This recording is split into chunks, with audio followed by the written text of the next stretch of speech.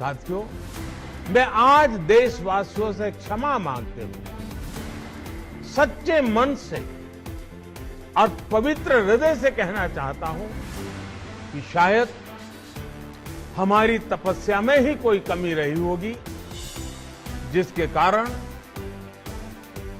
दिए के प्रकाश जैसा सत्य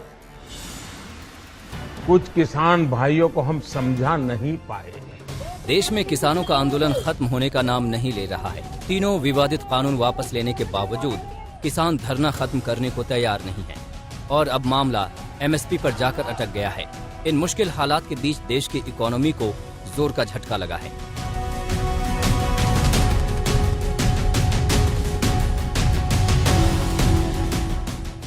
बुधवार को लोकसभा में केंद्रीय मंत्री नितिन गडकरी ने किसान आंदोलन से टोल टैक्स कलेक्शन को हुए नुकसान का ब्यौरा पेश किया। एनएचएआई को किसान आंदोलन से 2731.32 करोड़ रुपए के टोल का नुकसान हो चुका है। ये नुकसान अक्टूबर 2020 को लेकर अब तक का है। अक्टूबर 2020 से किसान आंदोलन के चलते पंजाब, हरियाणा और राजस्थान में टोल कलेक्शन प्रभावित होने लग गया था।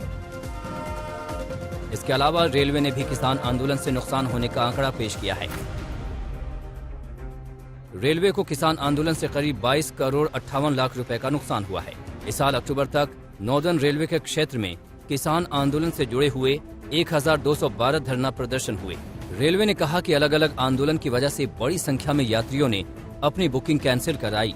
इससे रेलवे को यात्रियों का किराया वापस करना पड़ा। इसके साथ ही आंदोलन की वजह से कई जगहों पर ट्रेनें कैंसिल हुई और कई ट्रेनों को थोड़े वक्त के लिए टर्मिनेट किया गया। दिल्ली और नजदीकी राज्यों के व्यापारियों को भी इस आंदोलन से भारी नुकसान हुआ है। व्यापारी संगठनों के मुताबिक किसानों के आंदोलन के दौरान उन्हें करीब 60,000 करोड़ रुपए के व्यापार का नुकसान हुआ है। इसकी वजह है दिल्ली में रोजाना 50,000 ट्रक माल लेकर आते हैं और 30,000 ट्रक माल लेकर जाते हैं। लेकिन किसान आंदोलन की वजह से इन ट्रकों की आवाजाही पर बुरा असर पड़ा है।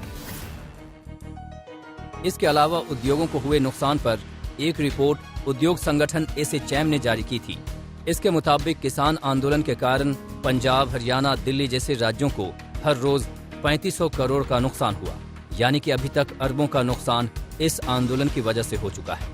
ऐसे में अब ये बेहद जरूरी हो गया है कि इस समस्या का समाधान खोजा जाए, जिससे कोरोना से तेजी से उभरती अर्थव्यवस्था फिर से पटरी से न लुढ़क जाए।